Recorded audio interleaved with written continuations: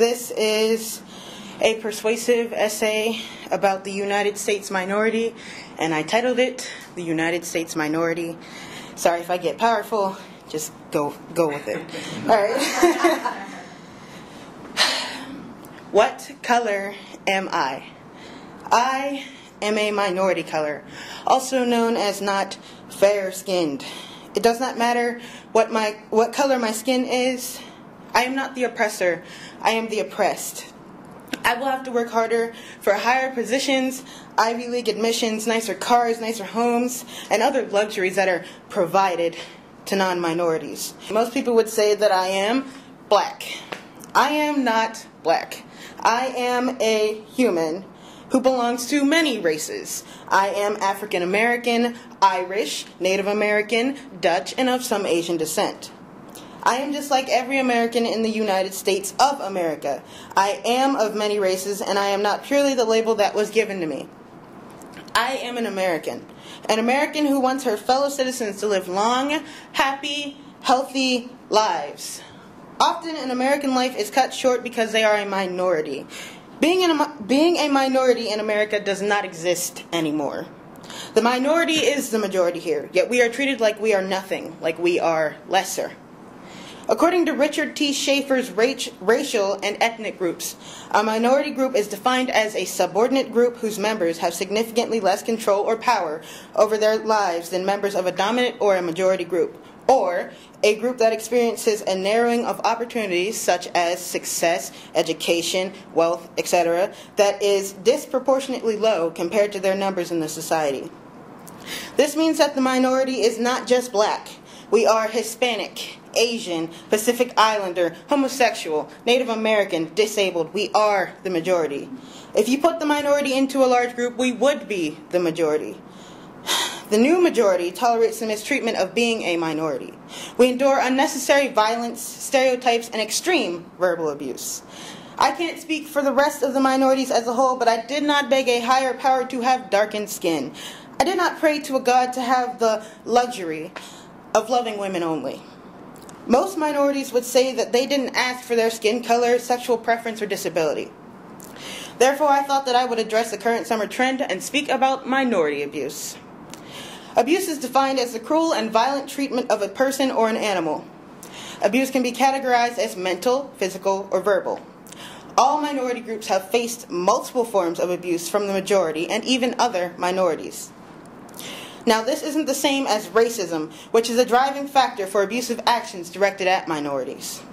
A few events during the summer have shown that minority abuse is still a huge problem that needs to be dealt with.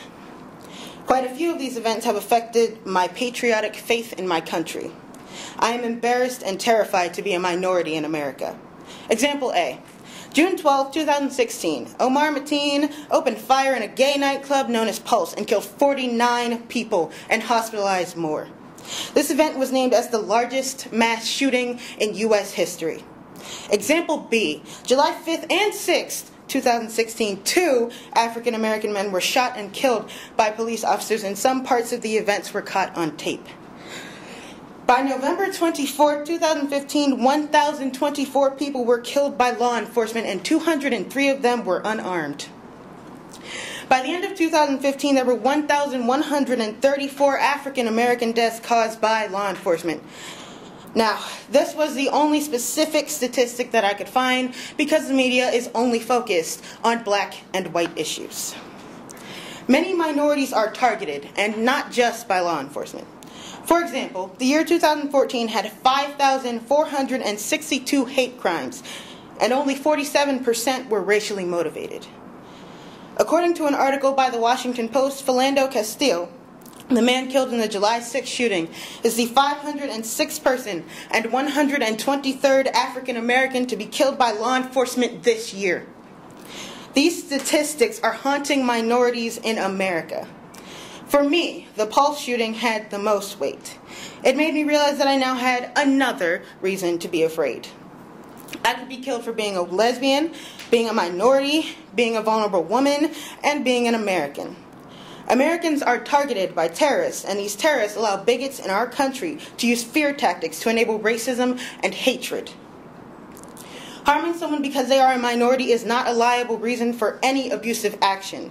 Whether it's to teach them a lesson or an attempt at purification, there is no reason to harm someone who has done nothing wrong. What I don't quite get is why. Why do we put ourselves through this?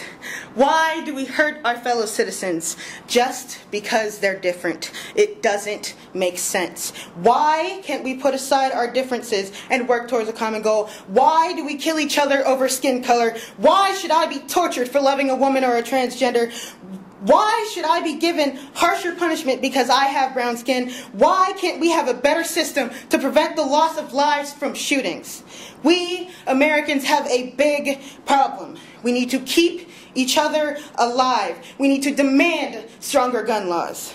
We have to avenge the lives that have been lost by preventing the loss of future ones.